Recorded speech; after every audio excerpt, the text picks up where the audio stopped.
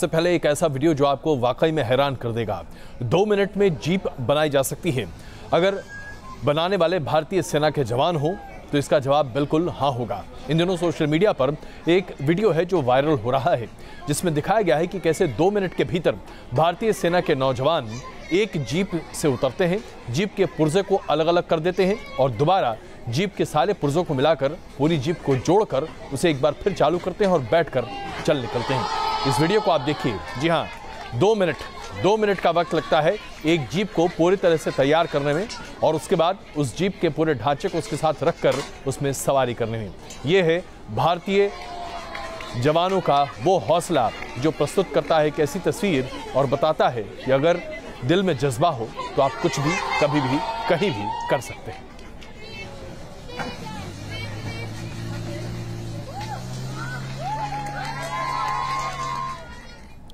सबसे पहले खबर आज आपको जम्मू कश्मीर से दिखा रहे हैं, जहां रोहिंग्या मुसलमानों के खिलाफ विरोध की आवाज बहुत तेज हो रही है। जम्मू में रोहिंग्या मुसलमानों को अब बाहर निकालने की बड़ी कोशिश हो रही है। बुधवार को इस बाबत एक बंद भी बुलाया गया है। बंद बुलाने वाले पक्ष ने यह चेतावनी जारी की है कि अगर जल्द ही रोहिंग्या मुसलमानों को जम्मू से नहीं हटाया गया तो वो अपना आंदोलन लेकर दिल्ली तक पहुंचेंगे, क्योंकि रोहिंग्या मुसलमानों की उपस्थिति जम्मू के निवासियों को बहुत जबरदस्त तरीके से खल रही है।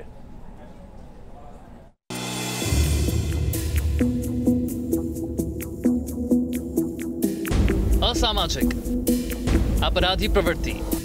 जम्मू में आकर बस गए रोहिंग्या मुसलमानों के लिए ऐसे ही अल्फाजों और इल्जामों का इस्तेमाल स्थानीय नागरिक करते हैं और अब रोहिंग्या मुसलमानों से ये अदावत इतनी बढ़ गई है कि रोहिंग्या मुसलमानों को निकालने के लिए बंद बुला दिया गया है।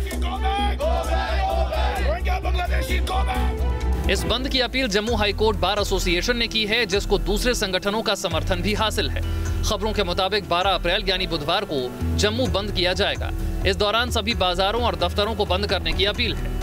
कोई आदमी शाहनवाज भाई पैसे खर्च के स्टेट सब्जेक्ट आगे रख के ज़मीन ले, सेल डीड करवाए, मकान बनाए, हम वेलकम करते हैं। वो श्रीनगर का हो, जम्मू का हो, कहीं का हो। लेकिन उन लोगों को ये पैट्रनाइज करना कि आप सरकारी ज़मीन जो है इस पर कब्ज़ा कर लो, आपको रोशनी एक्ट आपके रेस्क्यू में आ जाएगा और आपको मालिक बना देगा। इस किस्म की जो साजिशें हैं जो जम्मू को तकलीफ़ दे रही हैं। रोहिंग्या मुसलमानों का विरोध करने वाले तबकों के मुताबिक रोहिंग्या मुसलमानों को बसाना डेमोग्राफी बदलने की साजिश है। साथ ही जम्मू में सांप्रदायिक सद्भाव बिगड़ने की भी आशंका है। इतना ही नहीं, आरोप ये भी है कि कुछ कश्मीरी संगठन रोहिंग्या मुसलमानों को समर्थन दे रहे हैं और इसी वजह से विरोध करने वालों की मांग है कि रोहिंग्या मुस्लिम चाहे तो उन्हें कश्मीर भेज दिया जाए। अगर महबूबा जी या उनके मंत्री उनको अडॉप्ट करके अपनी कॉन्स्टिट्यूएंसी में बसाएं, हमें क्या तकलीफ है, लेकिन हम यहाँ नहीं बसने देंगे। दरअसल जम्मू में लंबे वक्त से रोहिंग्या मुस्लिमों को वापस भेजने की आवाज प्रबल हो रही है और अब बंद की अपील ने बता दिया कि स्थानीय आबादी की भावनाएं समझने में सरकार नाकाम रही है। रोहिंग्या मुसलमानों के मुद्दे पर सिर्फ जम्मू कश्मीर के राज्य सरकार ही नहीं बल्कि केंद्र सरकार भी आज सवालों के घेरे में है। सुप्रीम कोर्ट में रोहिंग्या शरणार्थियों पर सुनवाई के दौरान आज अदालत ने केंद्र से रोहिंग्या शरणार्थियों को दी जा रही बुनियादी सुविधाओं पर रिपोर्ट पेश करने के लिए कहा। सुनवाई के दौरान सरकारी पक्ष की तरफ से कहा गया कि भारत में रोहिंग्या शरणार्थी गैर कानूनी तरीके से रह रहे हैं। इसके जवाब में याचिकाकर्ता के पक्ष ने दलील दी कि सीमा से भारत आने वाले रोहिंग्या शरणार्थियों को वापस धकेला जा सकता है। दलीलों को सुनने के बाद सुप्रीम कोर्ट ने केंद्र सरकार से रिपोर्ट मांगी है और इस पूरे मामले की अगली सुनवाई 9 मई को मुकर्रर की गई है। सरकार ने कोर्ट में यह भी कहा कि रोहिंग्या आबादी जम्मू कश्मीर, तेलंगाना और मेवात के कुछ खास हिस्सों में बड़ी तेजी से बस रही है, जबकि यह जगह भारत बर्मा सीमा से बहुत दूर और अलग अलग है। ऐसे में यह सिर्फ एक संयोग है या फिर इसके पीछे कोई बड़ी वजह है, यह अपने आप में जांच का विषय है। वीडियो जर्नलिस्ट चेतन शर्मा के साथ अरविंद सिंह, न्यूज नेशन, दिल्ली। पाकिस्तान के राजनयिकों के एक और जासूसी कांड का पर्दाफाश हुआ है। NIA यानी कि नेशनल इन्वेस्टिगेटिंग एजेंसी ने पाकिस्तानी राजनयिक अमीर जुबैर सिद्दीकी को मोस्ट वांटेड लिस्ट में डाल दिया है। खबर यह भी है कि जुबैर के खिलाफ एनआईए इंटरपोल से रेड कॉर्नर नोटिस जारी करने की मांग करेगा, क्योंकि जुबैर का इरादा भारत में बड़े पैमाने पर आतंकी हमले कराने का था। गौर करने वाली बात यह है कि जुबैर हिंदुस्तान में पोस्टेड नहीं था, बल्कि ये श्रीलंका में पोस्टेड था। नाम आमिर जुबैर सिद्दीकी, तैनाती कोलंबो में पाकिस्तान हाई कमीशन, इरादा भारत में आतंकी हमलों को अंजाम देना। पाकिस्तान के इस राजनयिक को एनआईए ने वांटेड घोषित कर दिया है और एनआईए को इसकी तलाश है। एनआईए के मुताबिक जुबैर कोलंबो के पाकिस्तानी हाई कमीशन में वीजा काउंसलर था और वहीं से यह भारत में आतंकी हमलों को अंजाम देने की साजिश रच रहा था। खबरों के मुताबिक आमिर जुबैर सिद्दीकी के निशाने पर भारत में अमेरिकी और इजरायली दूतावास थे और साथ ही वो सेना और नौसेना के कमांडो बेस पर भी आतंकी हमले करने की फिराक में था। एनआईए की इस लिस्ट में जुबैर समेत कुल 4 पाकिस्तानी अधिकारियों और राजनयिकों के नाम शामिल हैं। बताया जा रहा है कि ये सभी पाकिस्तान लौट चुके हैं, लेकिन एनआईए इंटरपोल के रेड कॉर्नर नोटिस के जरिए इनके ऊपर कार्रवाई चाहती है। खास बात यह है कि जिन पाकिस्तानी अधिकारियों का नाम एनआईए की लिस्ट में शामिल है, उनमें से एक पाकिस्तान का इंटेलिजेंस ऑफिसर भी है, जो सीधा इशारा करता है कि पाकिस्तान के राजनयिक और खुफिया अधिकारी भारत को नुकसान पहुंचाने का इरादा रखते थे। ऐसा पहली बार हुआ है जब एनआईए ने किसी पाकिस्तानी डिप्लोमेट को अपनी वांटेड सूची में शामिल कर उसकी जानकारी हासिल करने के लिए फोटो जारी किया हो। एनआईए के इस कदम से पाकिस्तान पर अंतर्राष्ट्रीय दबाव बढ़ेगा, साथ ही पाकिस्तान की आतंकवादी गतिविधियों को रोकने में भी मदद मिलेगी। वीडियो जर्नलिस्ट जगदीश चंद के साथ रुमानुल्लाह खान, न्यूज़ नेशन, दिल्ली। और आइए जरा आपको समझाते हैं इस आतंकी साजिश के तार कहां तक फैले हुए हैं। आप इसका अंदाजा भी नहीं लगा सकते कि पाकिस्तानी राजनयिक और एक उसका एजेंट 26/11 जैसे हमले को अंजाम देने की फिराक में था हिंदुस्तान में। सबसे पहले आपको इस पूरी साजिश के किरदार से रूबरू करा देते हैं। इसके अहम लीड थे श्रीलंकाई नागरिक मोहम्मद सकीर हुसैन और मोहम्मद सलीम, जो कि जुबैर हुसैन सिद्दीकी के संपर्क में थे। जुबैर हुसैन ने सकीर को पाकिस्तान में रहने वाले शाहजी से मिलवाया था, जो बाद में सकीर का हैंडलर बन गया था। जुबैर सीधे तौर पर आईएसआई के एजेंटों और अधिकारियों के संपर्क में था। भारत में हमले के लिए कोडवर्ड तय किया गया था। अमेरिकी वाणिज्य दूतावास के लिए कोडवर्ड था वेल्डिंग हॉल। इजरायली वाणिज्य दूतावास में रखे जाने वाले बम का कोड था स्पाइस और हमले के लिए तैयार किए जाने वाले आतंकियों का कोडवर्ड था कुक्स। बताया जा रहा है कि पाकिस्तानी राजनयिक जुबैर हुसैन का कोडवर्ड था बॉस। यह भी पता चला है कि मालदीव्स से कुछ आतंकियों को भारत लाने का प्लानिंग हो रहा था और इस फिदाइन हमले को अंजाम देने की कोशिश की जा रही थी। इस पूरी साजिश का खुलासा होने के साथ ये बात समझ में आई है कि कैसे ये पूरे तार जुड़ रहे थे।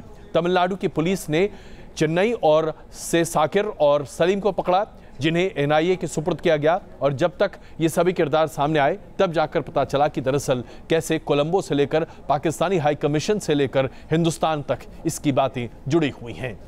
अब जरा बात करते हैं चीन की। चीन ने काराकोरम इलाके में शकशम घाटी में 70 किलोमीटर लंबी सड़क बनाई है। हालांकि इस खबर की पुष्टि अभी नहीं हुई है, लेकिन अगर ये सड़क बन चुकी है तो इसका सीधे मायने है कि पूर्वोत्तर की तर्ज पर चीन अब उत्तर में भी भारत को पूरी तरीके से घेरने में लग गया है।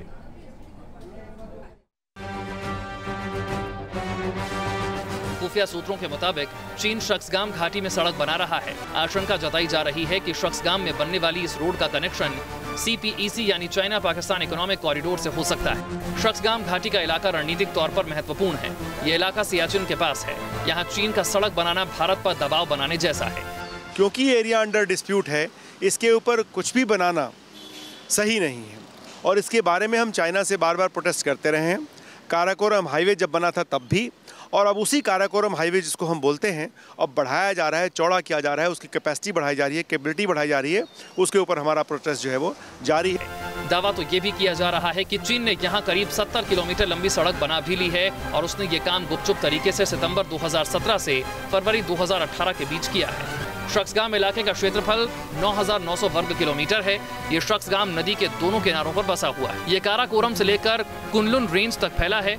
इस इलाके को पाकिस्तान ने गैर कानूनी तौर पर चीन को दे दिया है और अब इस पर चीन का कब्जा है। 1963 के विवादित बाउंड्री एग्रीमेंट के तहत चीन ने पाकिस्तान से यह हिस्सा हासिल किया। सूत्रों के मुताबिक खुफिया एजेंसियों ने इस एरिया में रोड होने की बात कही है, लेकिन अभी इसकी आधिकारिक पुष्टि नहीं हुई। खबरों की माने तो भारत सरकार अब ये पता लगाने में जुटी है कि क्या वाकई सरहद पर चीन ने नापाक चाल चली है और उसने काराकोरम दर्रे के पास सड़क निर्माण किया है। भारत की इंटेलिजेंस एजेंसियों की नजर इस बात पर भी है कि अगर वाकई चीन ने सड़क बनाई है तो इसका मकसद क्या हो सकता है। माना जा रहा है कि यहाँ सड़क बन जाने से भारत से सटी सीमा और पीओके तक चीनी सेना की पहुंच और आसान हो जाएगी, जो भारत की सुरक्षा के नजरिए से अच्छा नहीं होगा। दिल्ली से रविकांत राय और अभिषेक पांडे के साथ टीम न्यूज नेशन। पाकिस्तान और चीन के प्रभाव में आकर भारत से दूरी बना रहे मालदीव्स को आज भारत सरकार की तरफ से एक करारा जवाब दिया गया है। दरअसल कुछ दिन पहले मालदीव्स ने ऐलान किया था कि यमन सरकार भारत से मिले 2 एडवांस लाइट हेलीकॉप्टर यानी कि ध्रुव हेलीकॉप्टर्स में से एक को वापस लौटा देगा। मालदीव्स की दलील थी कि उन्हें डॉर्नियर एयरक्राफ्ट चाहिए, न कि ध्रुव हेलीकॉप्टर्स। इस पर भारत से जवाब आया है। मीडिया में आई खबरों की माने तो डॉर्नियर सर्वेलेंस एयरक्राफ्ट के लिए भारत ने मालदीव्स को 2016 में ही लेटर ऑफ एक्सचेंज दिया था। इस लेटर के तहत डॉर्नियर के लिए हैंडलर और उसके साथ साथ उसके हैंगर को बनाया जाना था, लेकिन 2 साल तक मालदीव्स ने लेटर ऑफ एक्सचेंज का कोई जवाब ही नहीं दिया। जब लेटर ऑफ एक्सचेंज का जवाब डॉर्नियर के लिए नहीं दिया गया तो एडवांस लाइट हेलीकॉप्टर्स के लिए इस तरह से बातें कैसे हो सकती हैं। कुल मिलाकर स्पष्ट है कि आजकल माले किसी और आका की सुन रहा है, वो हिंदुस्तान से बात भी करना पसंद नहीं करता। अब यह खबर आपके लिए बहुत महत्वपूर्ण है अगर आपके पास बिटकॉइन है। अगर आपके पास बिटकॉइन है या फिर आप बिटकॉइन खरीदने का इरादा रखते हैं तो सावधान हो जाइए, क्योंकि अब सरकारी एजेंसियां बिटकॉइन की खरीद फरोख्त पर सख्ती से नजर रखेंगी। सूत्रों के हिसाब से जो खबरें आ रही हैं, एक एसआईटी का गठन किया गया है और उसके साथ साथ इन्फोर्समेंट डायरेक्टर जैसी एजेंसी अब इस बात का पता लगा रही है कि वो कौन कौन लोग हैं जो बिटकॉइन खरीद सकते हैं, खरीद चुके हैं, खरीदने का इरादा कर रहे हैं और बिटकॉइन की खरीद के साथ या फिर उसकी बिक्री के साथ अपने पैसे का क्या कर रहे हैं, क्योंकि बिटकॉइन को भारत सरकार ने पहले ही गैर कानूनी करेंसी माना है। कुछ वक्त पहले तक जिस बिटकॉइन को मालामाल करने की गारंटी माना जा रहा था, आज उसी क्रिप्टो करेंसी को लेकर सरकार सख्त हो गई। सूत्रों से न्यूज नेशन को मिली खबरों के मुताबिक बिटकॉइन ट्रांजैक्शन पर नजर रखने के लिए एसआईटी का गठन कर दिया गया है। बिटकॉइन ट्रांजैक्शन पर नजर रखने के निर्देश दिए हैं। साथ ही सरहद पर यानी पाकिस्तान से बिटकॉइन ट्रांजैक्शन की भी जांच की जाएगी। एसआईटी का जो अभिप्राय होगा इसको इन्वेस्टिगेट करने का, जो मुझे समझ में आता है वो ये कि इस वर्चुअल करेंसी के जरिए वो ये देखना चाहेगी कि कहीं ऐसा तो नहीं कि बहुत से हवाला ट्रांजैक्शन इसके थ्रू रूट हुए हैं या कोई ऐसी इलीगल या पॉन्जी स्कीम्स लॉन्च की गई जिसको चलाने वाले तंत्र जो है अवैध हों या वो अवैध तरीके से चलाए गए हों या उससे जो है कोई न कोई क्रिमिनल इंटेंट भी जुड़ा हुआ है। हम आपको बता दें कि सरकार पहले ही बिटकॉइन को गैर कानूनी करेंसी करार दे चुकी है। साथ ही बैंक खाते के जरिए बिटकॉइन की खरीद भी रोकी जा चुकी है। इन नियमों के सामने आने के बाद तमाम ऐप्स भी बिटकॉइन की खरीदारी को लेकर वार्निंग दे रहे हैं। सरकार के ये कदम साफ कर देते हैं कि बिटकॉइन के जरिए काले धन को ठिकाने लगाने या फिर टेरर फंडिंग जैसी कोशिशों को अंजाम देने वालों की अब खैर नहीं। जाहिर तौर पर क्रिप्टो करेंसी की हालत अब भारत में खराब हो चुकी है, इसलिए आपको आगाह किया जाता है कि इस तरह की करेंसी में आप पैसा ना ही लगाएं। वीडियो जर्नलिस्ट कमल किशोर के साथ सैयद आमिर हुसैन, न्यूज नेशन, दिल्ली। एक बड़ा सवाल है जो आज इंग्लैंड को पूरे तरीके से चौकन्ना कर रहा है। क्या ब्रिटेन की महारानी क्वीन एलिजाबेथ के पूर्वज मुसलमान थे? क्या पैगंबर मोहम्मद साहब के परिवार से ब्रिटिश शाही परिवार का कोई रिश्ता है? इन सवालों के उठने के पीछे वजह है मोरक्को में एक अखबार में छपी रिपोर्ट। इस रिपोर्ट में दावा किया गया है कि ब्रिटेन की महारानी क्वीन एलिजाबेथ दरअसल पैगंबर मोहम्मद साहब की खानदान से जुड़ी हैं।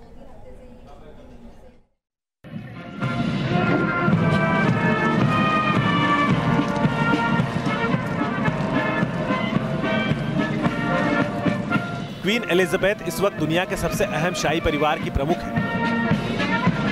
पूरी दुनिया से राजशाही तकरीबन खत्म हो चुकी है, बावजूद इसके ब्रिटिश शाही परिवार का रुतबा और सम्मान जस का तस बरकरार है।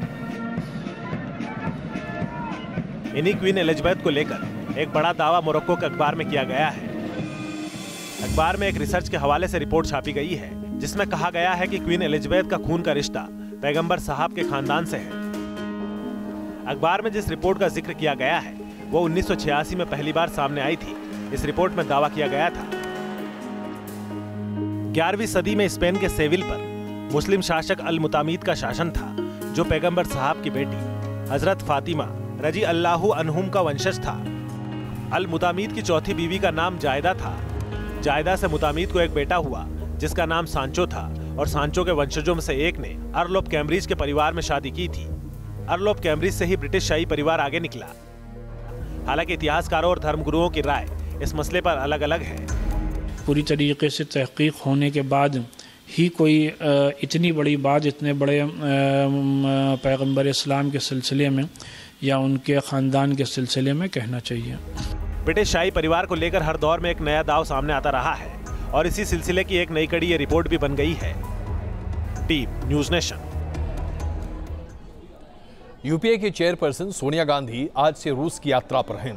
रूस की राजधानी मॉस्को में सोनिया गांधी एक प्रदर्शनी का उद्घाटन करेंगी। इस प्रदर्शनी में आयरन लेडी यानी कि इंदिरा गांधी की जिंदगी से जुड़ी कुछ अहम तस्वीरें हैं जिन्हें प्रदर्शित किया जा रहा है।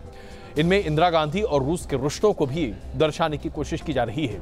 हालांकि इस दौरान सोनिया गांधी रूस के किसी भी नेता या राजनयिक से मुलाकात नहीं करेंगी, लेकिन वो मॉस्को के खूबसूरत म्यूजियम्स का दौरा जरूर करेंगी। मॉस्को के म्यूजियम्स अपनी विरासत और खूबसूरती के लिए दुनिया भर में मशहूर हैं। कहा जाता है कि अगर इतिहास का गवाह बना है तो मॉस्को के इस म्यूजियम में जाना जरूरी है। इस शहर का सबसे मशहूर म्यूजियम है Moscow museum of modern art. 1999 में इसे बनाया गया और इस म्यूजियम में मॉडर्न आर्ट को एक अलग ही नजरिए से प्रस्तुत किया गया है, जहां मार्क्स काजल और काजिमीर मेलविच जैसे बड़े कलाकारों की कला को बड़े सहेज कर रखा गया है। साथ ही यहाँ पैब्लो पिकासो और उसके साथ साथ साल्वाडोर डाली जैसे विश्व प्रसिद्ध पेंटर्स की पेंटिंग्स भी मौजूद हैं। मॉस्को में एक और आर्ट म्यूजियम है जिसे देखने के लिए दुनिया भर से कला के कदरदान मॉस्को पहुंचते हैं, और यह है Pushkin museum of fine arts. 1912 में जब रूस में राजशाही थी उस वक्त इस म्यूजियम की बुनियाद रखी गई थी, और 1937 में महान रूसी कवि अलेक्जेंडर पुश्किन के नाम पर इसकी पहचान बनी। यहाँ आपको 7वीं सदी से लेकर 18वीं सदी तक की कलाकृतियां देखने को मिलेगी, जिसमें रोमन साम्राज्य से लेकर मिस्र के फराओ की यादें भी शामिल हैं। सेंट पीटर्सबर्ग में भी एक रशियन म्यूजियम है और इसे भी एक खास ख्याति प्राप्त है। 1898 में इस म्यूजियम को निर्मित किया गया था और रूस की कला समेत सांस्कृतिक और सामाजिक बदलाव की तस्वीरें यहाँ खास देखने को मिलती हैं। खास करके रूस की क्रांति का पूरा दौर इस म्यूजियम में आप देख सकते हैं। और आइए जरा हिंदुस्तान की बात करते हैं, और ऐसे में उत्तर प्रदेश के मुख्यमंत्री योगी आदित्यनाथ के शहर गोरखपुर की बात करना अपने आप में आवश्यक है, क्योंकि आपको दिखाते हैं एक ऐसा मदरसा जिसमें संस्कृत की पढ़ाई होने लगी है। गोरखपुर में दारुल उलूम हुस्निया के कक्षा 6 से ही बच्चे संस्कृत पढ़ने लगते हैं। मजहबी तालीम के साथ साथ यहाँ बच्चों को अंग्रेजी और संस्कृत का ज्ञान भी दिया जा रहा है। मदरसे में संस्कृत पढ़ाने के लिए अलग अलग शिक्षक हैं। खास बात यह है कि ये शिक्षक भी मुसलमान हैं और संस्कृत में डिग्री लेने के बाद दारुल उलूम से इन्हें नौकरी दी जाती है।